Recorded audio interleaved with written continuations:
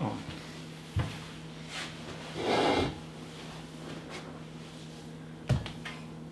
Welcome back to Blended in Brooklyn. Formerly me, you, and the Blended Crew, and I'm Mari. Bow, bow, bow, bow. Jesus Christ. And I'm Randy, and we are Blended in Brooklyn. Yeah, so today's topic, we wanted to discuss work-life balance and the lack thereof.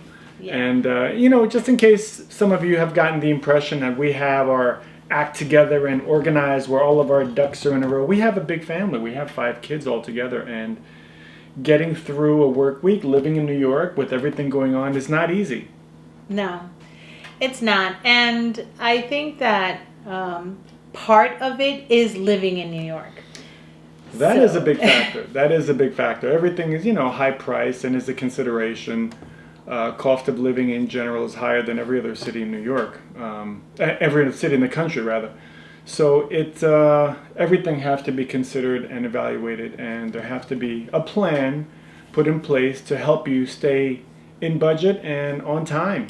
But sometimes that takes away from life. And I am one of the people that believes that you work to live. You don't live to work. So I like to walk away from work and be done with it. Not everyone has that luxury. I used to have that before, where my day would end at 5 o'clock, and that was it. And the next day was a brand new day, brand new cases, no deadlines, no follow-up work, none of that. And I feel like sometimes you beware of what you wish for, because I always wanted to do more. And so I wanted to become a supervisor. And with that came so many responsibilities that oftentimes I missed the days when, as an interpreter, my day would end at 5. And you could just let go. And I could just let go. I wasn't responsible for anyone. I didn't have to... I had to answer to my bosses, but as long as I did my job, and I have pretty good work ethic. Pretty good. Amazing work ethic. I never had a problem. So for me, it was very simple. It was very easy. Get to work, do my job, do the right thing, go home. Wash, rinse, repeat. And I had all of this other time to myself. Now I understand you a little bit better, because you've been a boss man longer than I have. So I couldn't understand why, his phone had to always be on. He was answering calls at night. And I didn't understand it. I'm like, you're done with work. Like, why, But now, I reach out to people at off hours. So I understand it now. And I kind of miss it as well. I miss the freedom that I have. The freedom. And I miss you too. Yeah, it can be time consuming, it can be very involved, but when you step back and look at the bigger picture, it's for the greater good. The greater good of whom? The greater good of your employer. And you always want to be looked at in good standing. You don't want to be considered the so-so employer, the average. I like to consider myself one that goes above and beyond when it comes to work. Yeah, but then what's more important? Like, is family more important, or is your career more important? Well, obviously the answer to that is going to be family every time, and I don't think anybody here is to dispute that, but the point is we're talking about work-life balance, and I think a lot of folks have that issue where it crosses over a lot of lines, but what I try to do is manage it so that my team can be self-sufficient. There's always going to be a few scragglers that need hand-holding. I've been in EMS, Emergency Medical Services Management, for the last 15 years. And when we met, I was doing that. I do have a second job that I do part-time now, and that takes up another day and a half of every week. So in addition to a full-time job, I have a part-time job. That's a necessity. That's to make ends meet in New York. It's not to be wealthy. It's not to be rich, because we are far from that. We are very well in the middle-class realm. And our kids probably think otherwise. They probably think money's falling out of our pockets. Oh, yeah, the way they ask for stuff, it's unbelievable. Oftentimes, I think to myself, I wonder, what would life be if we left New York.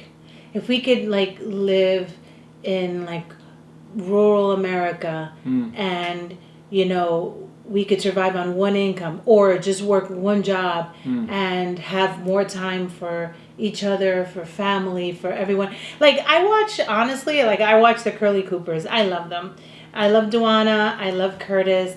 And I love how she is able to sit there and tutor the kids and make their pajamas for Christmas and pajamas and all outfits. that stuff. And that's awesome. And I just sit there like, I mean, I don't know that I could do all that, but I look at them. You have no faith in sure me. you can. But I think about that and I wonder how would life be like if we did that. Then would we be resenting each other and wishing like missing our careers, or would I don't know. But right now I feel like we're on like a wheel.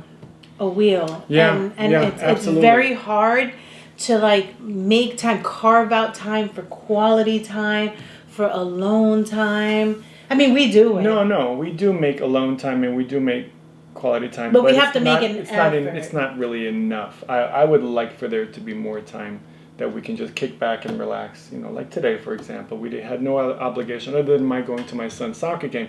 So you know what? Let's give you a quick picture of an average week, and let's just go, Saturday through Sunday.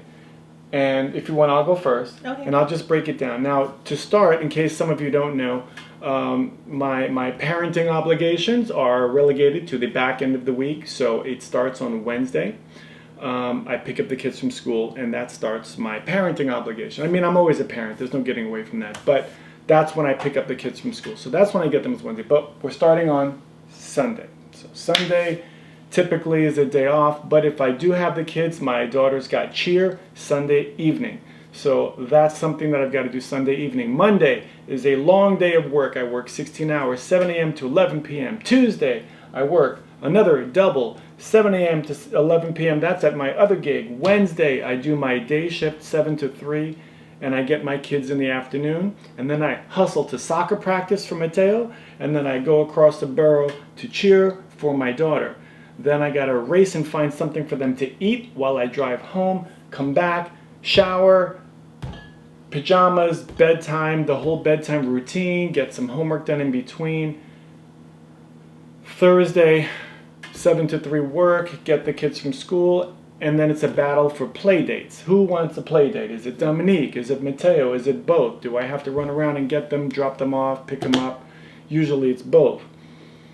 Friday, presuming I have the kids for the weekend, I will go to work my normal 7 to 3. Oh, and then I have an audition to take him to. Oh, my plans got changed at the last minute. Curveball thrown at me. And you're missing gym also. I'm missing the gym. Oh, that's another add-in. So Wednesday, after soccer and cheer, we squeak in an hour at the gym, and we make every effort to keep that. That's honest. And then Thursday, we try to squeak in another hour at the gym. Friday, again, whether I have the kids or not, we're trying to squeak in an hour, but I've also got cheer in the evening Friday, so my daughter's got cheerleading. Saturday, it starts again with the soccer game, and Sunday, the cycle repeats. Only exception is on the following weekend I don't have the kids. No, you didn't say Sunday. Sunday you have cheer in the evening. You have cheer in the evening, and then when you don't have the kids, you work. Oh, when I don't have the kids, so let's lead into that Sunday where I do work. I work a 7 to 3 on Sunday, followed by those 2 doubles Monday and Tuesday. So it's really, really compacted, and there's very little free time in there. And if you can figure out a moment for quality time, it's usually relegated to the weekends. Sometimes a Thursday night we can squeak in an outing or something if we have an event, but it's tight. It's tight. So my week goes like this. Monday, I work my 9 to 5. However, I'm in charge of staff, so I try to be the last one to leave on Mondays. I come home, I spend time with my son who's here with me, and he's recovering, and I try to go to the gym with him. Then Tuesdays, I go to my job, 9 to 5. Then I come home, I change real quick. I head to the studio to record a podcast that I am a part of. And then when I come home, if I can, I will go to the gym. Depends on what time I get home with my son.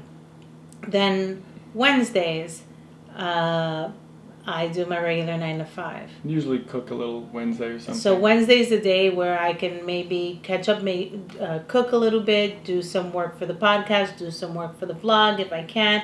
Try to go to the gym. I try to go whenever I can to the gym. I'm not going to say that I go every day, but whenever I can. And I'm encouraging my son. My son wants to go every day, so I try to go with him. And then, so what I do is, Randy, I don't see you at all on Wednesday until the end of the night. Until we go to train. Till we go to the then gym. Then we go to the gym Wednesday night. Thursday is usually the day that we can breathe, and that's not often. That's Unless not I all have the an time. audition thrown at me. Because he usually has an audition, or... And it's not for me, it's for the kids. Well, the kids usually have an audition, or there's something going on, or he's doing homework, or something's happening. So, I try not to take away time from the kids. So I'll usually go to my room or whatever.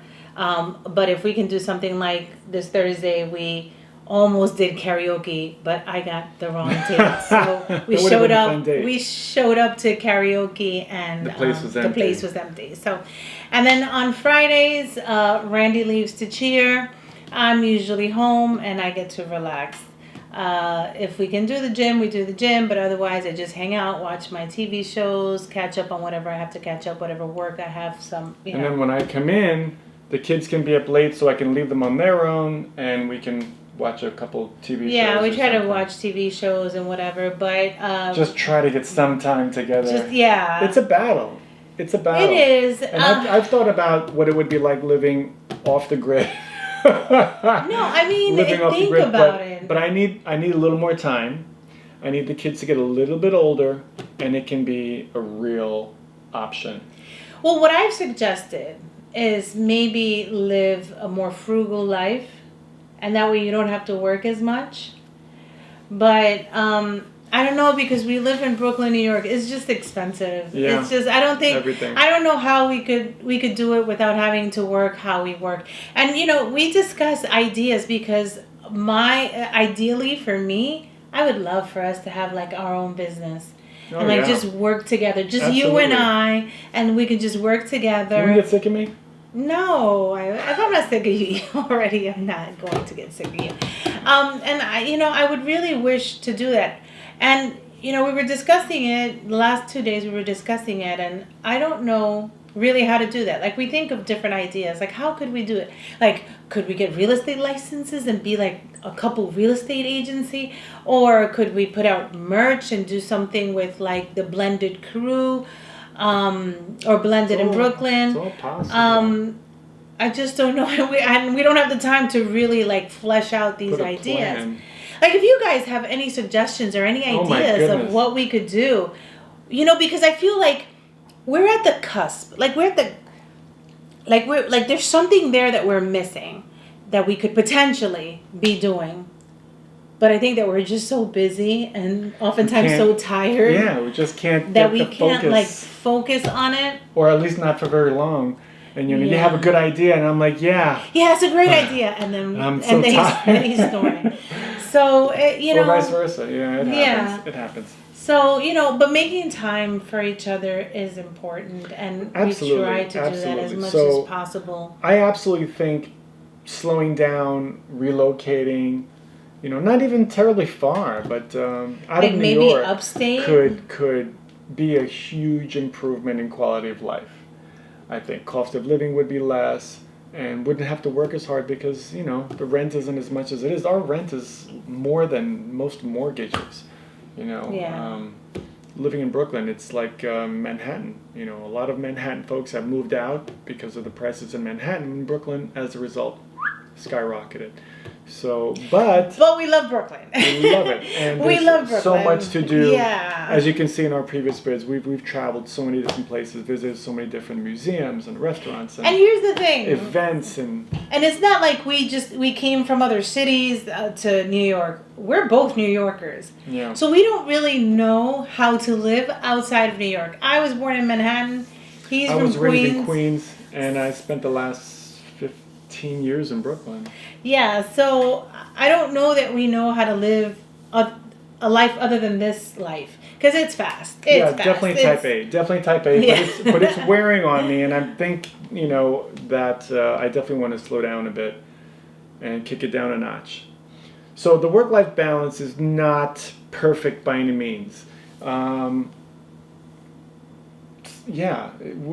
definitely going to be looking for some changes in the up-and-coming near future, not so distant future, right?